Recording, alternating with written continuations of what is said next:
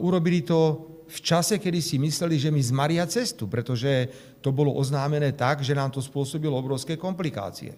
Čiže európsky partner, krajina, ktorá sa k nám správa a tvrdí, že je priateľská, sme spolu v NATO, oznámia predsedovi vlády suverénnej krajiny, nemôžete cez naše územie preletieť. A hrozne sa chichúňali a mysleli si, že aké to je perfektné.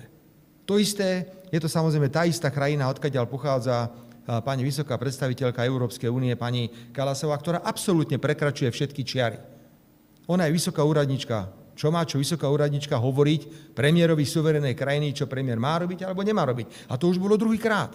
A ja samozrejme si to s ňou vytmavím, keď sa s ňou stretnem najbližšie v Tirane. Pôjdem za ňou a budem s ňou o tom hovoriť. Si jednoducho vyprosujem, aby ona odkazovala do sveta, že kde je správne miesto alebo kde nie je správne miesto. Ona nie je moja nadriadená.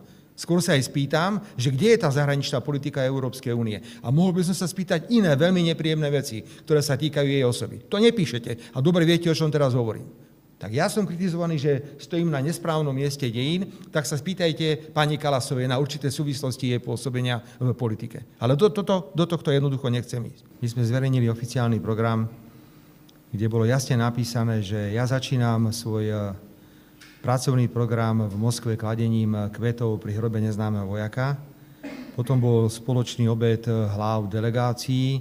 Potom som absolvoval niekoľko stretnutí nie na úrovni predsedu alebo prezidentov. A potom boli bilaterálne rokovania, o ktorých ste boli informovaní. Takže ja som to v programe ani nemal. Takže keď som to nemal v programe, tak som tam ani nebol.